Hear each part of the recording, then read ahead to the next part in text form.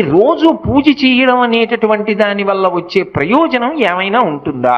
అసలు దాని వెనక ఏదైనా శాస్త్రీయమైన కారణం ఉంటుందా? విదురుడు ఎందుకు చెప్పాడు అసలు దైవానికి నమస్కారం చేయమని?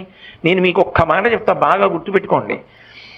ఎవరు పూజ చేస్తున్నాడో వాడు లోకము చేత పూజింపబడతాడు. నేనన్న మాట బాగా పట్టుకున్నారా? ఎవరు పూజ చేస్తాడో వాడు లోకము చేత పూజ అందుకుంటాడు.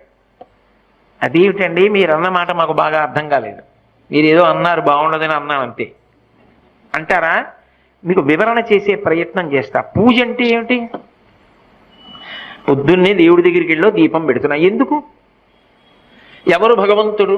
చంద్ర సూర్యౌచ నేత్రే కర్ణావాసా శిరోద్యౌ ముఖవిదహనో యస్య వాస్తేయమబ్ధి అంతస్తం యస్య విశ్వం సురనర ఖగో భోగి గంధర్వ దైత్యైః చిత్రం రమ్యతే తం త్రిభువ